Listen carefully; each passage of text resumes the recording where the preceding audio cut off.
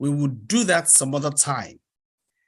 But for now, for today, what we are going to do is to see how we can actually use Excel to manually implement those queries. So I'm emphasizing on the word manually because that is how we are going to do it in the next 30 minutes. Right, so this is, how do I get rid of the sidebar? One moment. Right, so this is a number of, these are a number of tables that I have here.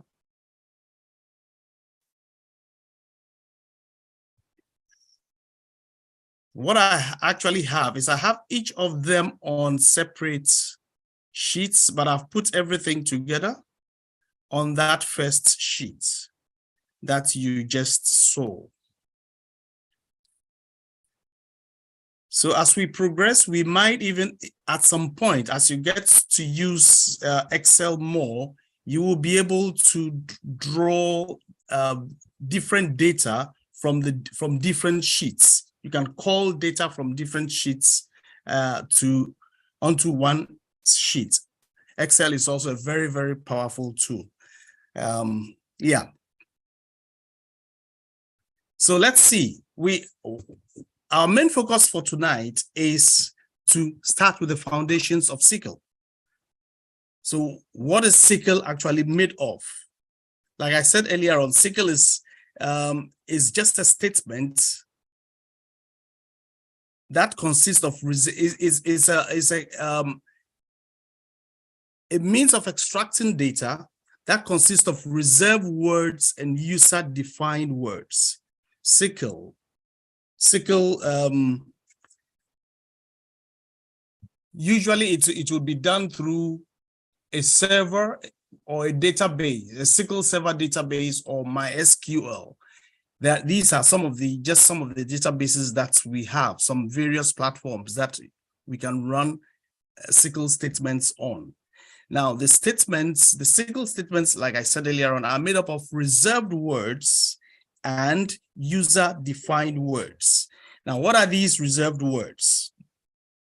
These reserved words in SQL are a fixed part of the SQL language. So SQL is just a language, just like Python is a language, just like Java is a language, like C# is a language. SQL is also a language, but it's a language that is applicable to databases.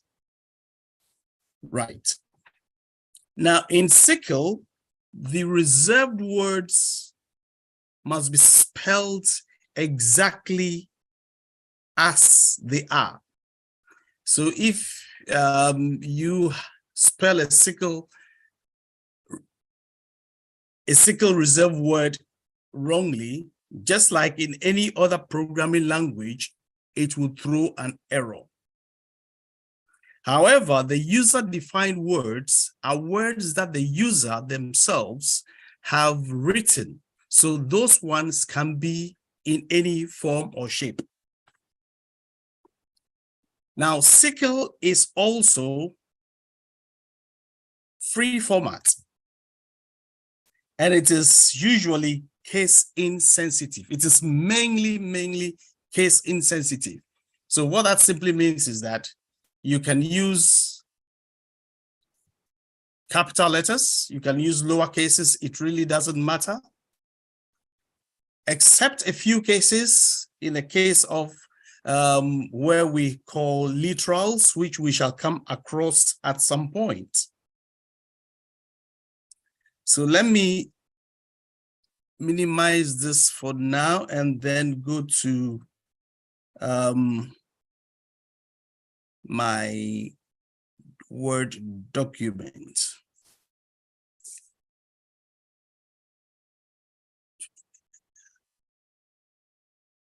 Or before even that, let me just show you something. Each SQL statement must start from a new line.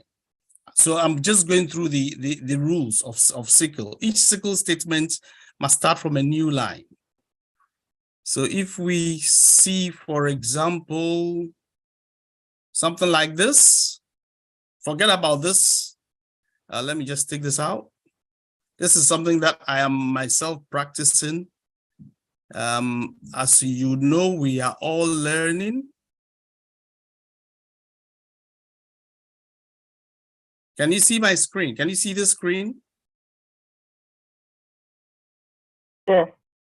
Okay, so this is actually a database server that I'm using, but we wouldn't be doing this. I just want to show you something here, and then I'll minimize it again. So each SQL statement must start from a new line.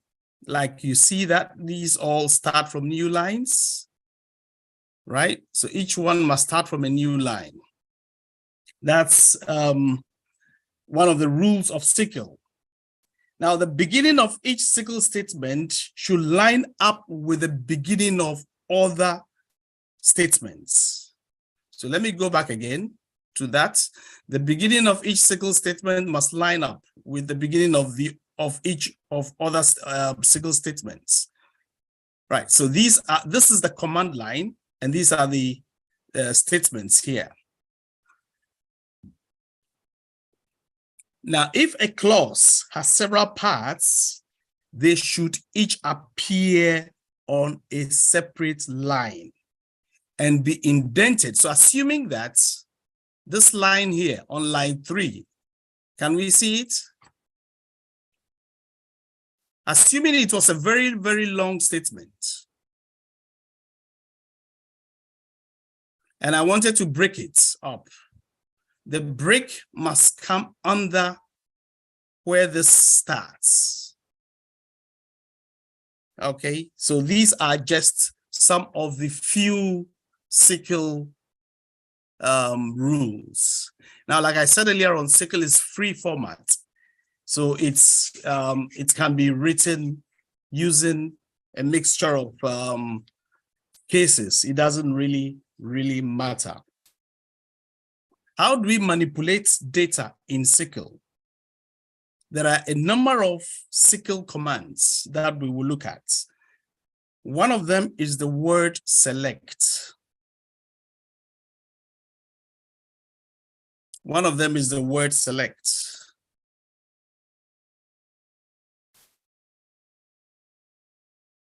Select. And like I said, we can also decide to write it in lowercase. It really doesn't matter. Select. Then there is also the keyword insert. We have update. We have delete. These are some of the SQL manipulation commands.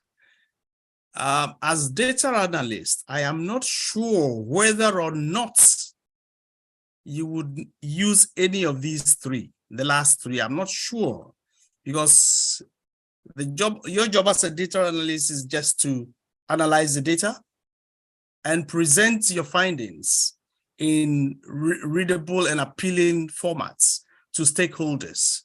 So I'm not sure whether you would be manipulating the data or changing data in any way. It's just a way of a presentation that you would mainly be doing. I think that, and I'm not sure about this, I may be wrong, these last three would mainly be for data administrators, database administrators. Yeah, but if you are a data analyst, then select is one of the main statements that you would be using. As a matter of fact, the most widely used SQL command is select. The most widely used SQL command is select. So now let's go to our Excel table and see. Before we go to the Excel table, let me just show you the format of the select command.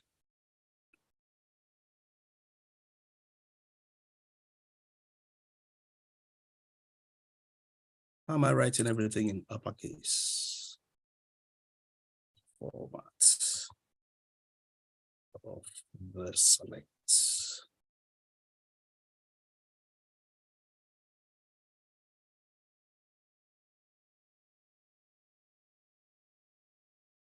So the format of the select command is this. How does it start? Select.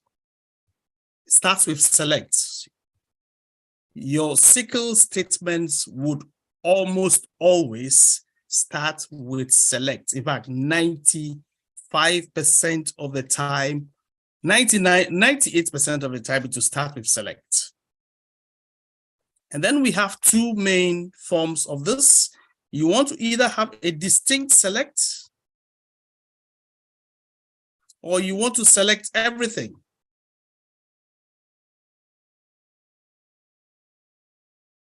So these are the two main forms. We will talk about that some other time. Then where are you selecting from? The table you are selecting from, you must indicate the table that you are selecting from. These two things are the main SQL statements. You would use these two more than any other SQL commands. These two, select from. There are certain times where a condition is placed on the command, on the select command. So then we have the where condition. Where this is a condition that is placed.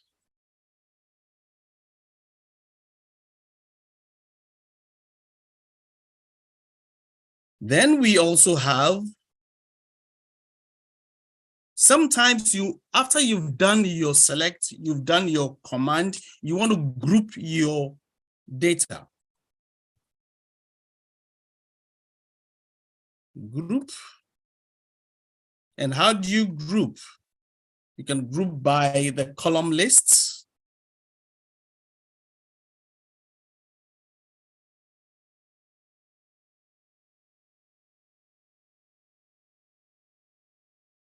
Then you have your having.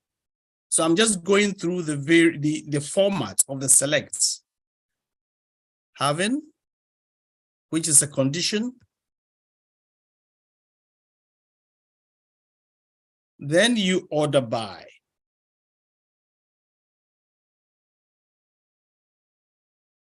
You see that I'm mixing I'm mixing the way I'm writing. I'm using lower and upper. It doesn't, SQL would take it. But I will just say something now. However, it is good practice. I've mixed it now, but is that right thing to do? It's not pleasing to the eye when you mix things like that. It is good practice when you decide to write your commands in capitals. It is good practice to keep it in capitals. If you decide to write your commands in lowercase, it is good practice to keep it in lowercase. So it is not good to mix up your commands in upper and lowercase like I have done here. So ideally, all these group, having, order by would all be in uppercase if I decide to use uppercase. And if I decide to use lowercase, then everything will be in lowercase. That is how I would go about it. Now, like I said earlier on, the first two commands are mandatory. You cannot write a SQL statement or a SQL query without these first two. The others are optional, depending on what is required. The first two are mandatory. So let's get that very, very clear now. The first two are mandatory, the others are optional. So let's go to our table, our Excel spreadsheet, and let's see what we can do with a few things.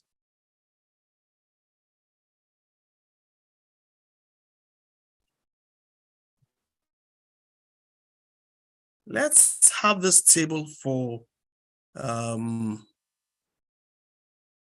okay, so this basically is a table showing an estate agent's office. I don't know how to get rid of these apps here that I have. Close doc. Okay. All right. Okay, cool. Right. So this is just an estate agent or a property management service. Is it Synergy 20 or let's say Synergy 20, right? Synergy 20 has got branches in the UK. So some of the branches are in London, Aberdeen, Glasgow, Bristol. And these are the addresses. The branches are identified by these numbers here, these identifiers here. I'll come to that in a bit. Now, Synergy 20 has got staff. So this is the staff table. The staff are also identified by these identifiers here. And this is the first name, last name, address, telephone number, etc. of staff.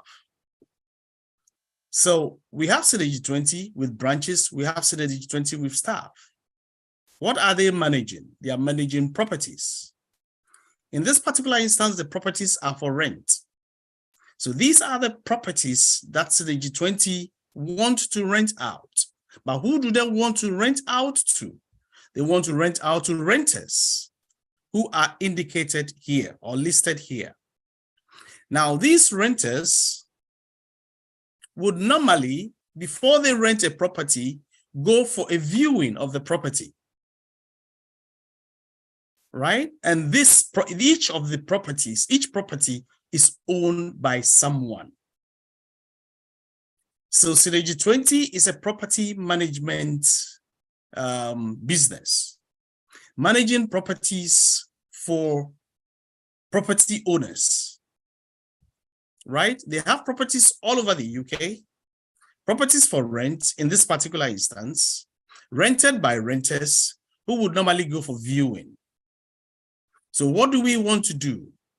Assuming, for example, that as a data analyst, you are told, assuming we have here, for example, for simplicity, how many rows of data do we have in a branch? 1, 2, 3, 4, 5. 5 rows. Assuming Synergy 20 has got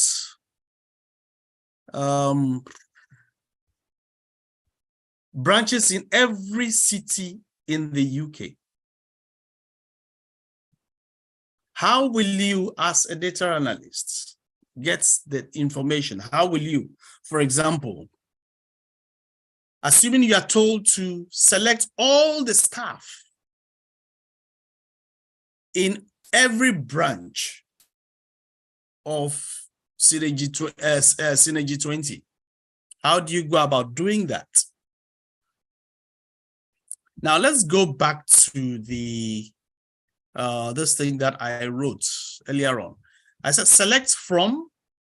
You can either do a distinct select, or you can select everything, or you can select based on columns. So what do we have? We want to select all staff. So we are looking for staff table. We want to select all staff in Synergy 20. How do we write a query like that? Can somebody tell us?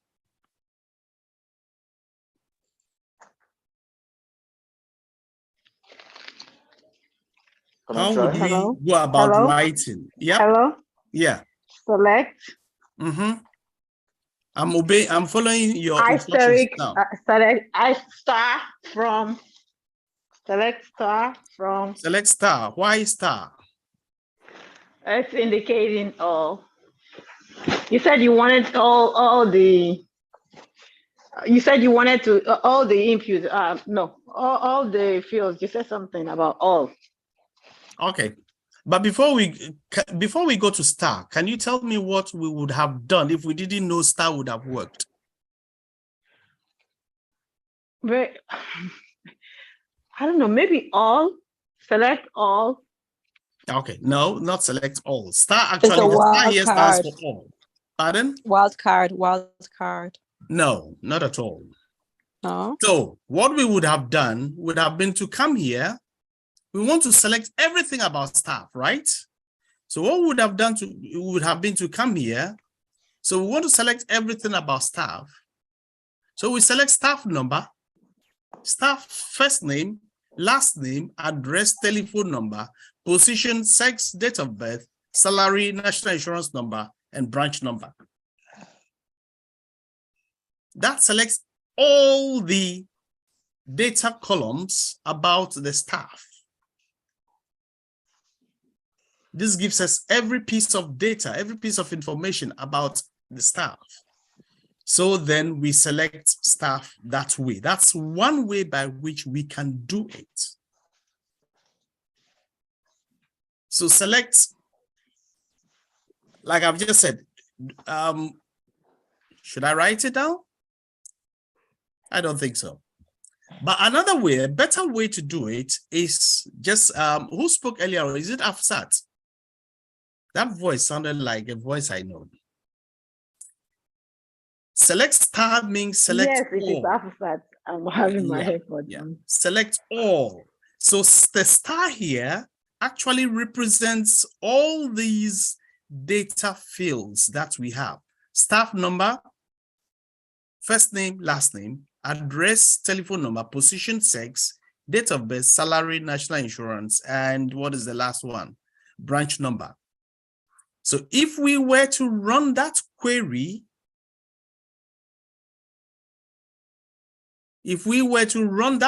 now on a SQL, a database server, it would give us this kind of information. It will just produce everything that we have here. It will produce everything that we have here. It will reproduce everything if we run this query. But mind you, I haven't finished. So let me just put something here to separate that. So this is select all from, you have to complete this, otherwise you haven't. Bear in mind, I said earlier on that these two commands are mandatory. So select all from where? Which table are we selecting from? After, can you complete it? Staff. Okay, so we want to select all from staff. Okay. Yeah. I was walking on, so that's why. Okay, thank you. Right. Is that all you wanted me to say? Yes. Now we do not need, the staff is not, like I said, for best practice, it's not mandatory. I have decided to use my commands, leave my commands as uppercases. The table name, you can choose not to, it doesn't have to follow that. So I would write this in lowercase. Select all from staff, and that would produce everything that we have in this table. In much the same way, if we decide to select everything from branch, it will produce everything we have in the branch table, right? However, we can decide to restrict the columns that we want to select. So assuming I want just staff number, first name, last name, and the person's salary, or the branch in which the person works, then I need to write my query differently. So how do I write that?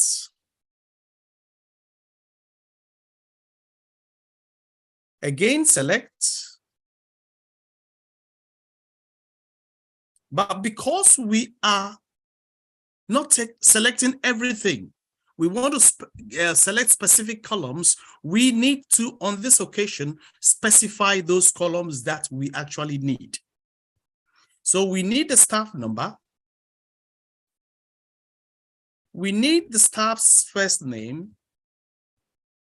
We need the last name. And we need their salary. Now, where are we selecting this from? We are selecting from staff. Right? We are selecting from staff. So if we run this query, what will it give us? Assuming we run this query on a server, a database server, what will it give us? Let me go back to, I've already produced, because of time, I've already produced the answers. So what will this give us? It will give us something like this.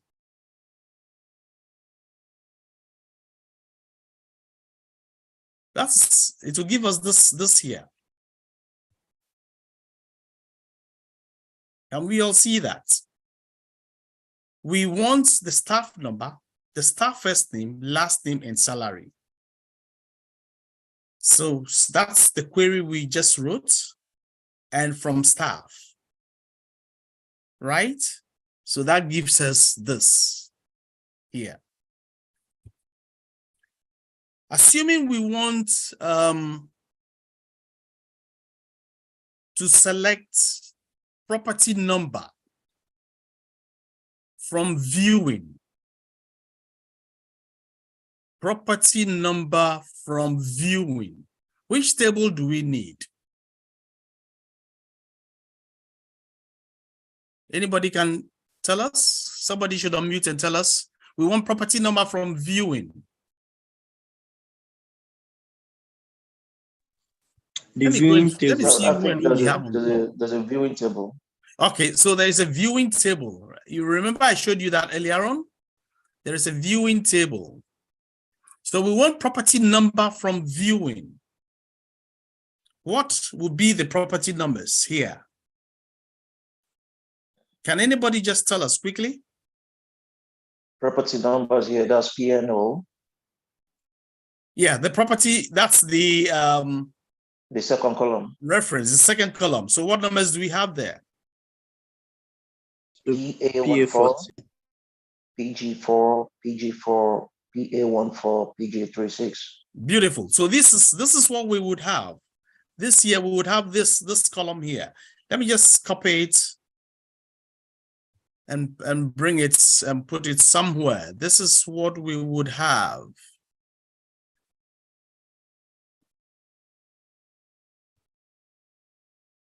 This is what we would have. However, look at this data carefully. You are a data analyst.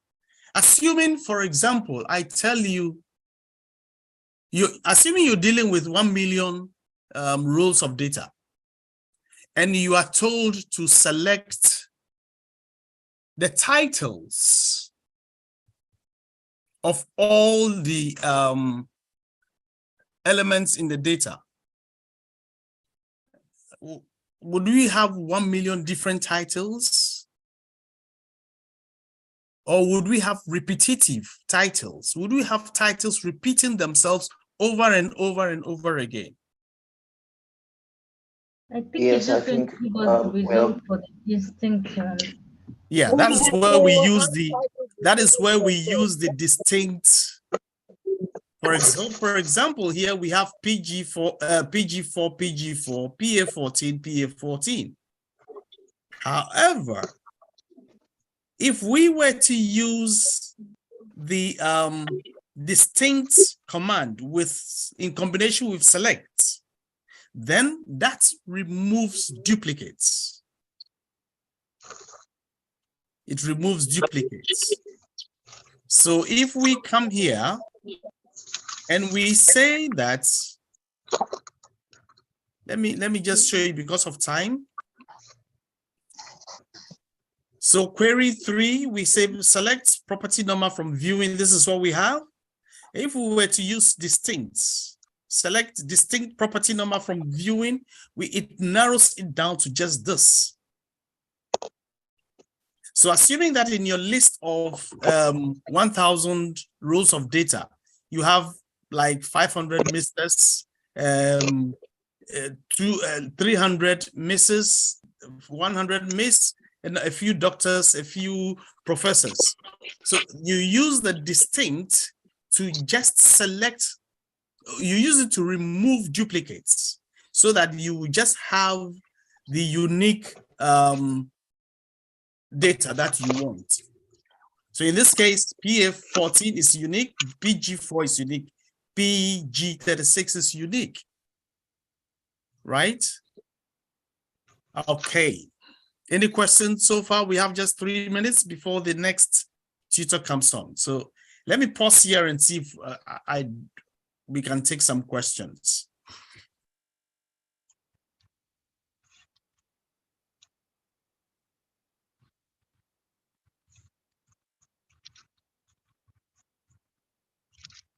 Right, if we can't, let me do the last one. Let me run the last one and see.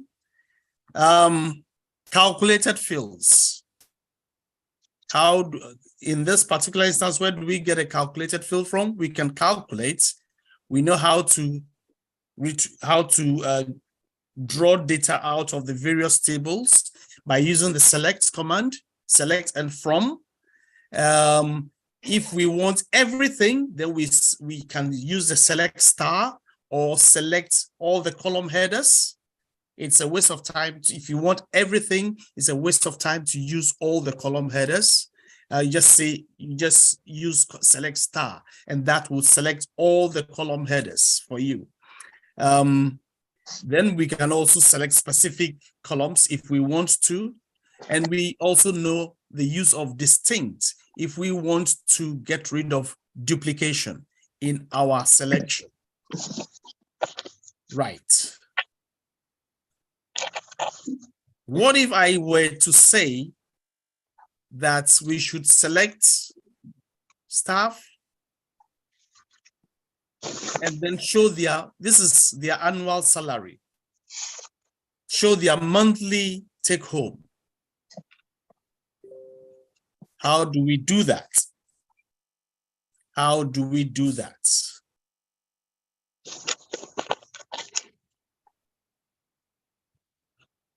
Yeah, so can anybody give us an insight? All right. You said we want to select staff and the monthly take home. Yeah. All right. I think we use the select button, Mm-hmm. select query, select the staff name, comma, and salary. Okay. Since we are looking at the monthly salary, so it's going to be salary. I don't know if we can divide it directly /12. Yes, you can. We can divide it directly /12. We can actually do that. Okay. We can actually do that. You actually got that. Yes, that's what I was expecting actually. Okay. Then we can use another SQL syntax as. Then we give it whatever name we want to give it, like monthly salary. Okay, yeah, that is where we want to give that new column. Yeah, beautiful. Yeah, that's very beautiful. So yes, however, if you do not give the column, can I have your name, sir? The last speaker. Pardon? Oluwaseyi. Yeah, from what Oluwaseyi said, he said we can use another SQL syntax to give this. You see, if you do not give the column, monthly salary is not in the staff table. Monthly salary is not in the staff table. If you look at the staff, can you see the staff table? Monthly salary is not there. We have staff number, first name, last name, address, telephone number, position, sex, date of birth, salary. This is the annual salary, national insurance number, and branch number. Monthly salary is not there. If you do not give the new column you have just, the new input you've just made, monthly salary. If you do not give it a name, SQL will give it a name for you. It will choose whatever name it wants to give it that name for you, right? However, like he just said, when you have written your command, so select staff number, first name, last name, salary, then as monthly salary. Salary as monthly salary. Salary divided by 12. Let me write it in the salary divided by 12. Where is it? Salary divided by 12.